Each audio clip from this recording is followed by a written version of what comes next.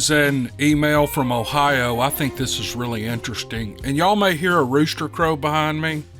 We've got like 6 roosters now. We bought a bunch of chickens and we didn't know the sex of them, and 5 or 6 of them wound up being roosters. They're real pretty. And they're not fighting too much yet, so if they... There he goes. They're young and learning how to crow. And they sound ridiculous, but they're putting on their big boy pants and trying to attract some of these hens. But anyway, this is a story from Ohio that I really thought was good. And here's what the man writes. In the late 1990s, I was deer hunting down in Athens County, Ohio. It was a 4-hour drive from my house on a Friday night, and I planned to arrive at the area around midnight. I got the gear out of my truck and started the walk to my spot. I had to walk up 4 big stair steps cut in the side of this big mountain, and by the time I reached the top where it leveled out, I was out of breath. I leaned against a big tree to catch my breath, and then I decided I wasn't going all the way to the spot that I wanted to hunt. I was tired, and this spot looked as good as any to sleep. I spread out my sleeping bag and I sat down. Now, this is how I hunted in those days. I would get there before anyone else and sleep a short distance from where I wanted to set up, and it worked out great. I wanted something to eat after the hike up, and I pulled a couple of snacks out of my backpack, and then I heard a commotion above me and to my right. And to my horror, something huge was barreling down the hill straight at me. Of course, my first thought was that it was a bear, but this thing was running on 2 legs. A bear couldn't move that fast in an upright posture. I reached for my pistol and I remembered I had left it in the truck, and in a panic, I pushed the button on my flashlight and I heard the bulb click and go out. There was enough light from the moon to see the shape of this enormous creature, though, and there I sat in the dark with a crossbow. I would have 1 shot, and it wouldn't be a kill shot. There was no way to outrun this thing, and it was closing on me fast. I was out of time. The growls from hell got closer and closer, and I raised my crossbow and I was ready to shoot when this thing took a slight turn and ran past me down the hill. As it ran, leaves, branches, sticks that lay on the ground, and dirt lofted into the air. Other than the size and speed of this creature, this is what I remember. Trash flying up and past me in his wake. It felt like 10 minutes before all that stuff settled. I guess I was in shock. I didn't know it then, but I was shaking uncontrollably and I couldn't inhale enough oxygen. I felt like I was about to pass out, but I didn't.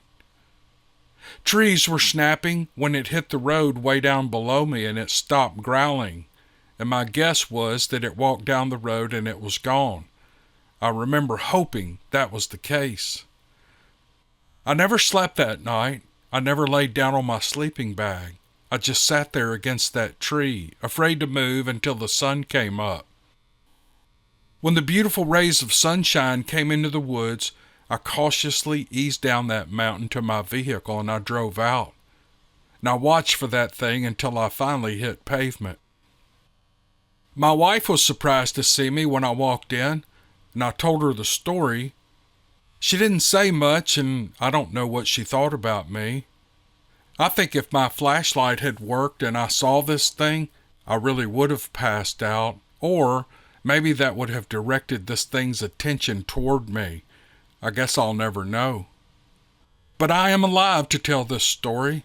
I didn't die of fright or a Bigfoot attack, and I'm thankful for that. 10 years later, I was talking to a friend at work. He described a few hunts they had been on in that same area, so we had something in common to talk about. I went ahead and told him the story that I just told you. He was quiet for a while, uncomfortably quiet, and I wondered if he thought I was crazy. And then he told me his story about that area. I don't know exactly what happened to them, but he mentioned that growl from hell. And then he told me they had never been back to that area to hunt. They wouldn't go back there for anything, he said. Well, he and I parted ways, and we've never talked about it again. I'm 72 years old now, and I don't hunt much, but when I get to go, it is not in that area. Oh, man, what a great story. That was, whoo! I just can't imagine how scary that would be. In the dark, sitting in the dark in the woods on the side of a big hill or mountain, and here comes this giant thing barreling down the mountain. You just have to assume it's coming at you, and he was ready. I mean, all he had was a crossbow. You get one shot with one of those, and that's it. And that wasn't going to kill whatever. Even if it was a bear, it wouldn't have killed a bear. It takes a while for him to bleed out. But this thing takes a turn right at the last minute and runs by him. And that dirt and sticks and trash flying up behind it I can absolutely see that in my mind. But this was a great story. I appreciate the writer. Thank you, sir. I want to tell you guys about a new bar of soap that the Yeti brothers have put out. It's called the Yeti IPA Beer Bar. It's here. It's ready to order, and it's on their website at yetibars.net. You can also find it at Yeti Bars on Facebook. I haven't tried this soap, but it looks really good. A soap that smells like beer. I'm sure it smells really good. I'm about to order about 4 bars for myself. Go over to yetibars.net, order you some. Use the code DC10 at checkout. Get a 10% discount. All orders over $70 are free shipping. Stock up for the fall. Sounds like a good fall soap. Give it a try. yetibars.net, Yeti Bars on Facebook. Here's a story from my neck of the woods just down the road in Tupelo, Mississippi. My son married a Mississippi girl and lived in northeast Tupelo until recently. It was a suburban area where the woods came up between the streets, and they ran north to the forested hills and gullies along Elvis Presley Lake. We agreed it was squatchy looking. We even had some odd branch constructions way up high in those woods. All kind of wildlife frequented the area because his property backed up to the woods. Having grown up in the Pacific Northwest, he used to tease his kids about Bigfoot living in those woods, but he doesn't tease them any longer. I'll let him tell the rest of the story. We had a snowstorm March 11, 2022, and the wind had knocked the trash can on the side of the house over. It was about 7:45 or 7:50 p.m.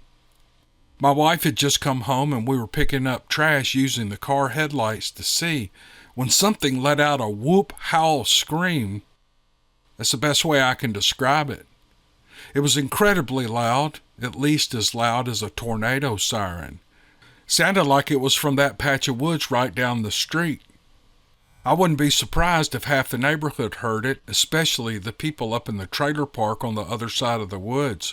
It made us all jump. Oh, I can guarantee you the people in the trailer park heard it. You better believe that. In fact, the unbelievably loud scream we heard started with a whoop and then built into a howl and finally a powerful but higher-pitched scream. And it was all in one breath. There was no pause. It was like it was singing a scale from low to high. I said, "Dang, that was close." My wife was like, "What was that?" I've lived around here most of my life, and I've never heard anything like that before. "I have," I said. I guess my face gave it away because she asked, "Do you think it was Bigfoot?" I said, "Yep, that was Bigfoot."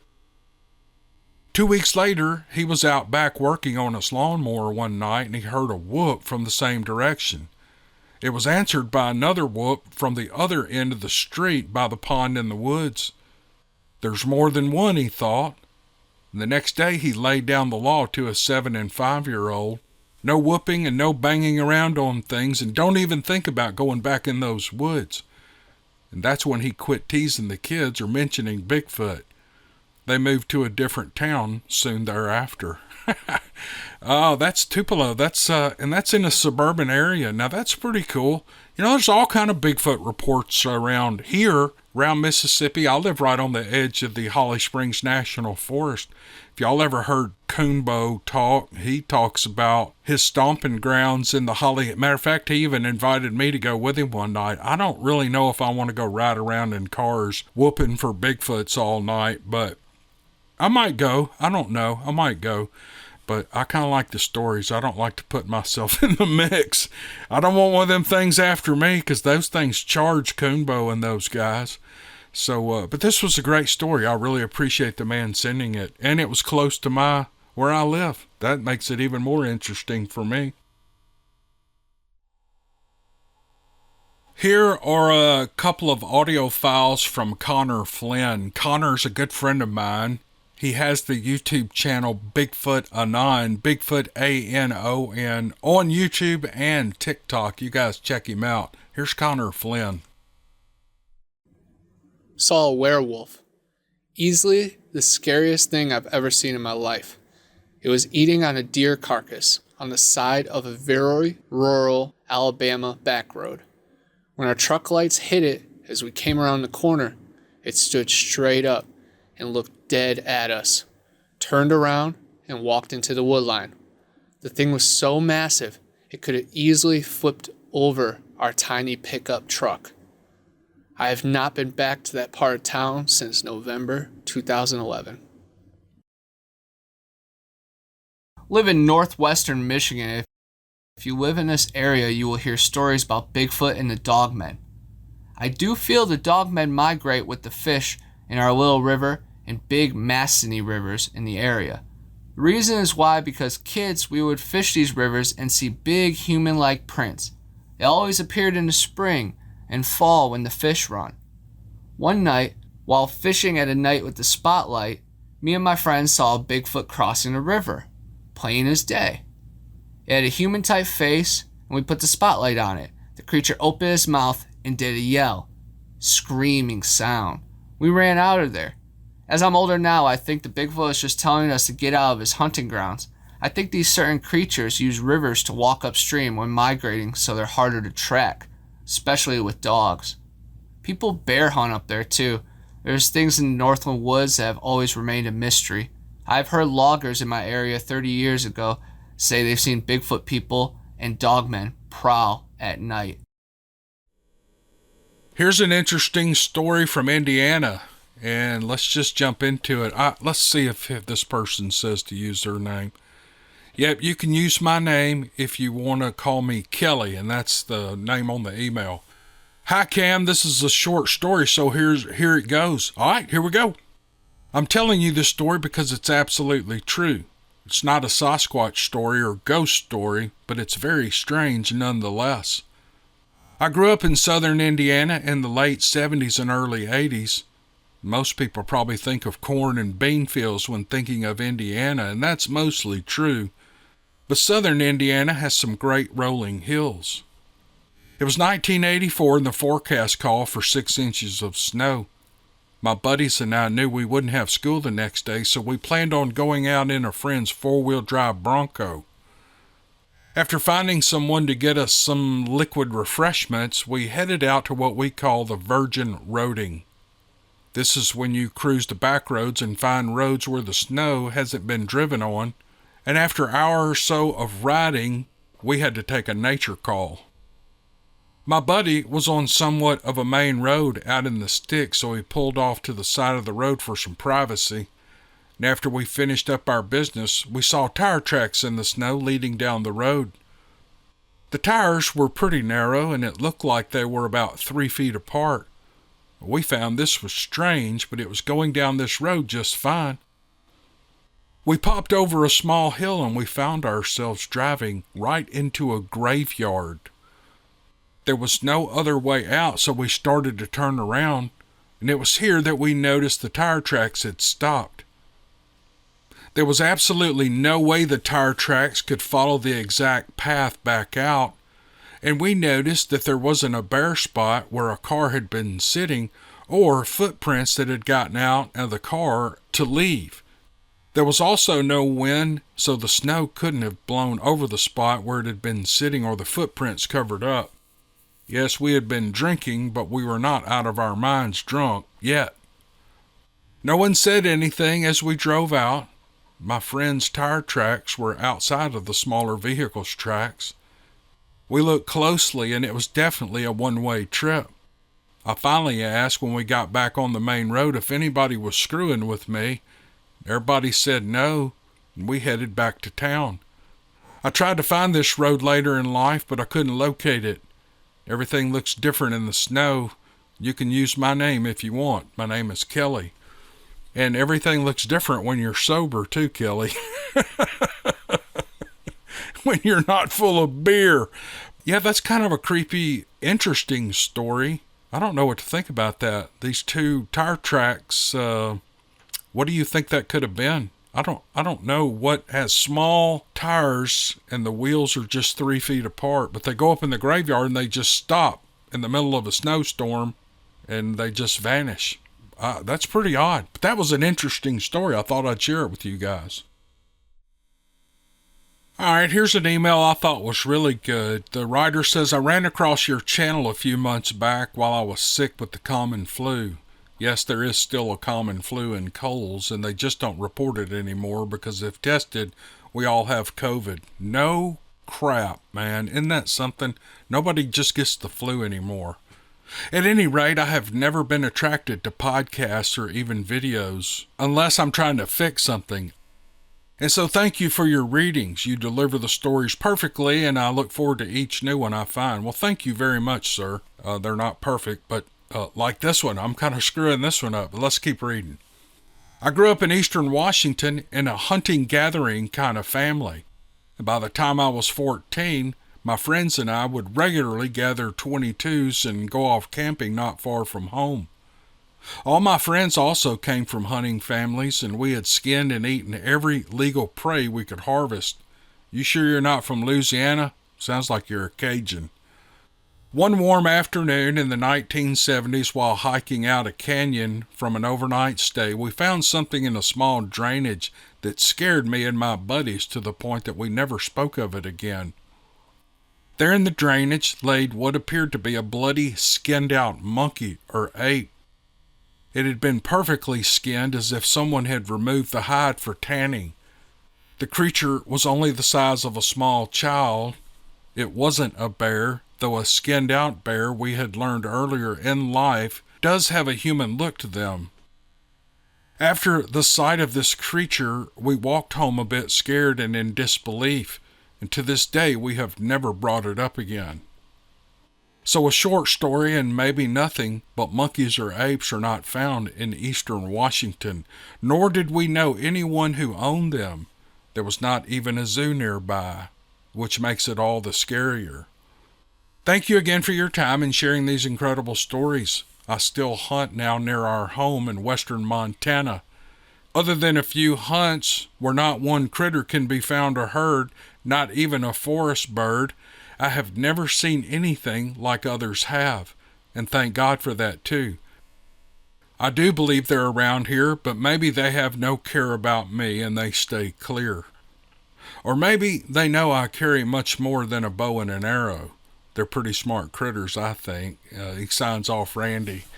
Yep, apparently from these reports they know what a gun is, and I don't know, maybe they know. I don't, maybe they're scared of guns, who knows. But that's pretty interesting. You know, I don't know, when I read these stories from people and they are recounting events from their childhood, I remember seeing weird things in my childhood. Now this is going to be kind of off topic, but for some reason this just popped in my head. I remember some buddies and I we used to ride ditches in Memphis. We'd get out in these ditches and they'd go for miles and miles, and you'd find all kind of stuff in these ditches.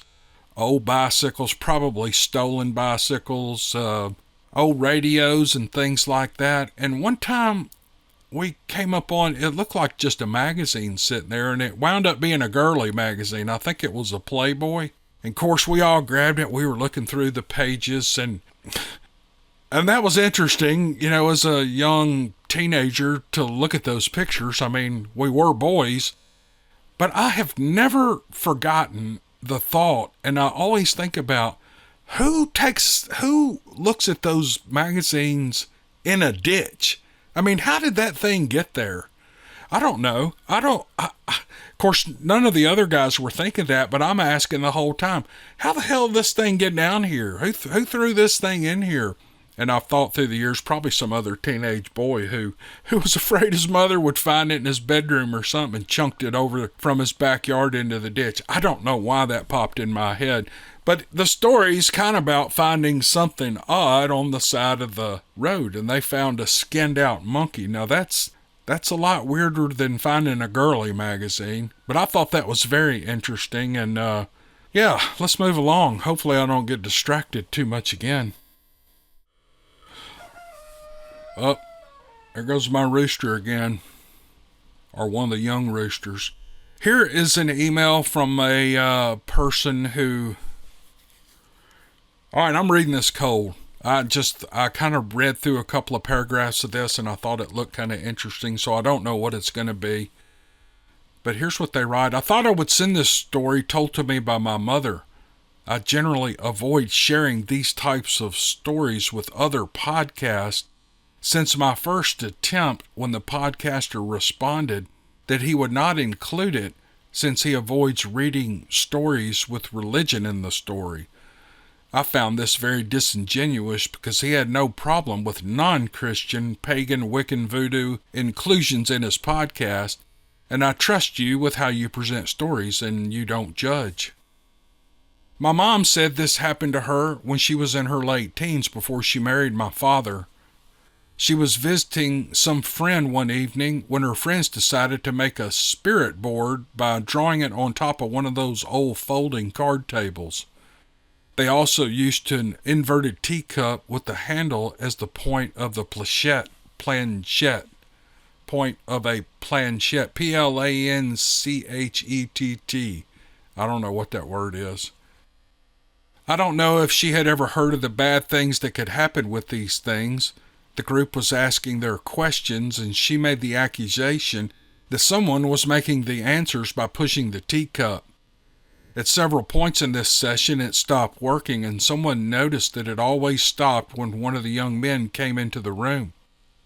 So when he left the room, they asked why it was always stopped when he was there, and it responded with a misspelled word, Presthood, or something meaning priesthood. She said it couldn't spell very well. Apparently, the young man was a priest in his church. Her friends kept denying they were doing it, so she wanted to do it on her own. They all said it doesn't work with just one person, and she said if it really was working, it would work with only one. So she tried it, and she said it worked. She said there was an oppressive feeling, dark responses, and she got really uneasy. So to lighten things up, she asked if Santa Claus was real. The entity did not respond, so she started singing, "Oh, here comes Santa Claus, here comes Santa Claus." And she said she got the impression that it was angry at her and taunting because the cup suddenly flew across the room and shattered on something across the room.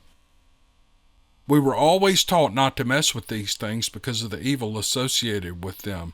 And that's the end of her email. That was interesting. You know, I've heard stuff about these Ouija boards and, what did she call it? It was, spirit board. That's what she called it. I've never heard of just making a spirit board, but I think when I was younger, we messed with the Ouija board and I thought it was kind of silly. It felt like somebody was pushing the little dial or the planchette I guess that's what you call those. I don't know. They always seem kind of silly to me, but I hear people all the time don't mess with Ouija boards, and I don't have any problem talking about religion. A lot of people refer to Christ and Jesus and, then call on the name of Jesus and all this stuff. And that just because I share them doesn't mean I agree with them. But I mean, they are good stories and everybody, has a right to their beliefs. Personally, I don't believe just calling on the name of Jesus to avoid some kind of catastrophe works because, it's like casting a spell. You can't use it like casting a spell, and none of that makes any sense. People just think you can do this or that. A lot of people, I got an email the other day. Somebody said I was blaspheming God by reading some of these stories, and I don't know. No one's ever asked me about my beliefs, and so I don't really share them. But I'll tell you what I believe. If you're written in the book of life, if you've read the New Testament and you understand what the gospel is, and you understand who Jesus was, and get him right, you need to get Jesus right. I heard someone say once, you would do well to be an atheist rather than get Jesus wrong. Don't get him wrong. Read that New Testament. Read some commentary if you need to. Don't just listen to your preacher. You need to form your own opinions on who Jesus was and is. But if you're written in the book of life, there's no Ouija board, there's no demon, there's nothing that can touch you. You can walk into a room of Satanists. The demon can't, the demonic forces, they can't bother you. You belong to the King of the universe. So a lot of the people who are afraid of this stuff, just remember that if you're really... if you've been quickened and brought to life by Christ, you have no worries. You really don't. I mean, you're written in the book of life. It can't be erased.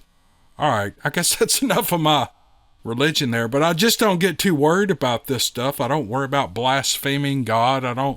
Some people get upset because I've written and others have written, I won't say the word, but GD, and they get real upset because you've taken their precious Lord Jesus' name in vain. That's not taking his name in vain. That's referring to, it's no different than when you say, oh God, or good Lord, and you don't mean it with 100% every fiber in your body. You're taking the Lord's name in vain. We do it all the time, and I think God knows our hearts. He knows where we are, and he knows how our speech works. So, I didn't mean to get off into that. But anyway, religious stuff doesn't bother me. I know there's people out there who they just can't stand to hear it, and I can't figure out why. I don't know why it makes them so mad, but lighten up. Some people believe different than you do, and it's if you can't listen to it, then you may have a problem. But anyway, I'm not pushing my religion on anybody. I never have, but that's a few of the little things that I believe. So, all right, let's do one more story. We'll wind this podcast up. All right, here is a story. We'll wind up with this one from my friend Gerald. Gerald has sent me a half a dozen stories, and he takes, I've never talked to Gerald, but we just kind of communicate via email. And he writes stories about his local area and a lot of folklore and things that are true. Things he's heard, I guess, through the years or has researched. Gerald, if I'm wrong, you can email me and tell, but he's a good writer, and he recounts stories that he knows about. This one is called, I can't remember the name of it. I can't remember what he called it in the email, but I'm just going to read it. It was a breathless, dry day in Walnut Run, Iowa. Sunlight fell like a golden lance. Bud DeYoung jounced up and down in the tractor's hard seat. That's the only thing wrong with this John Deere 4020, he thought, this open cab.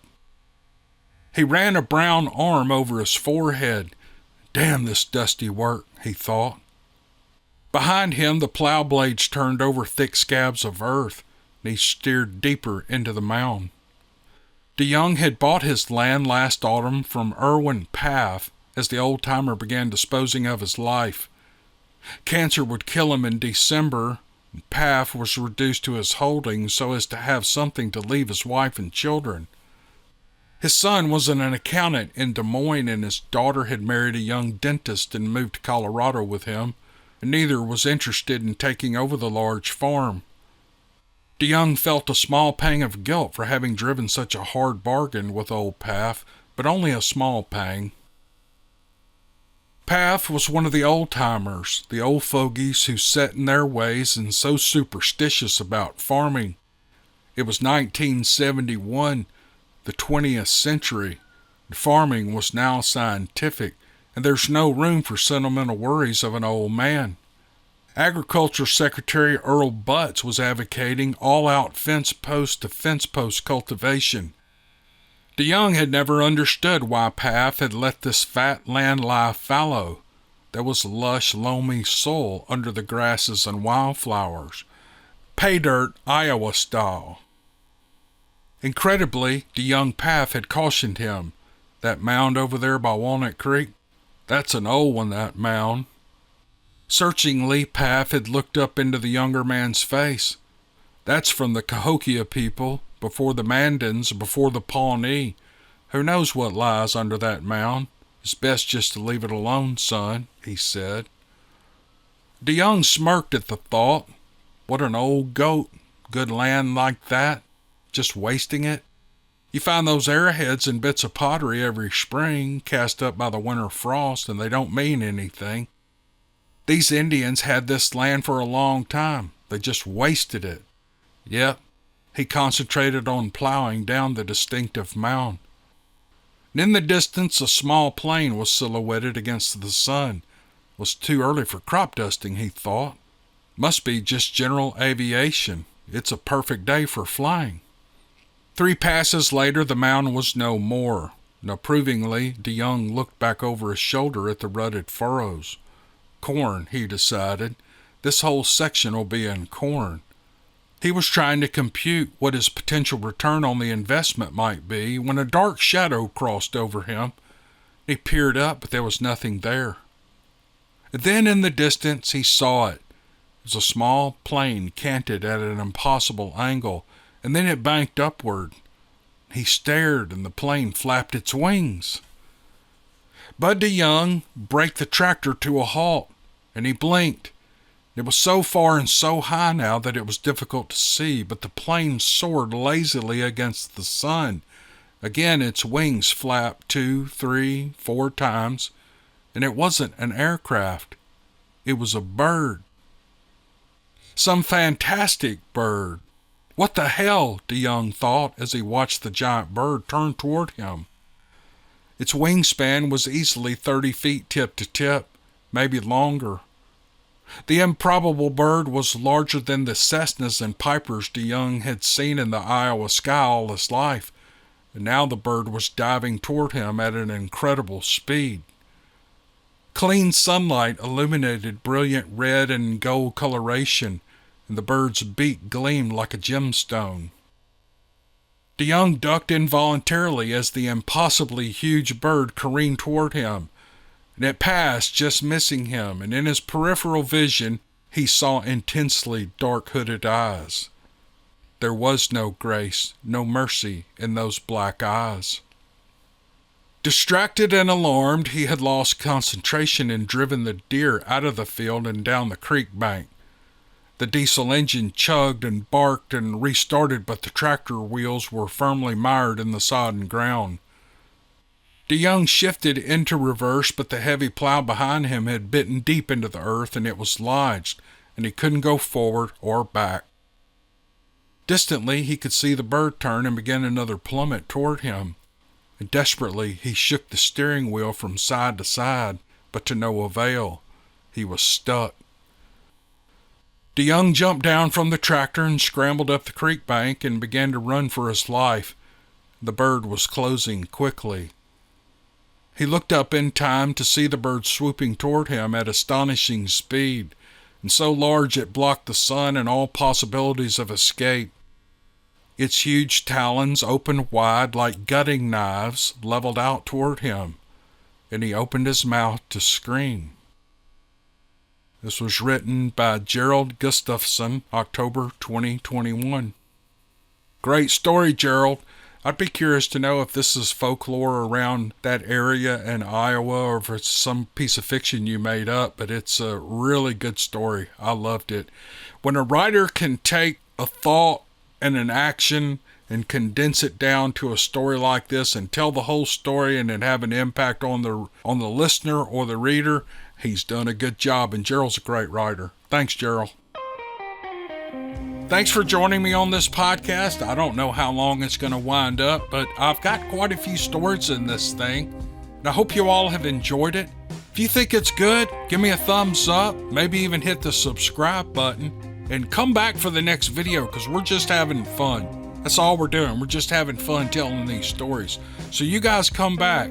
But until then, thanks for watching, and we'll see you on the next one. Thank you.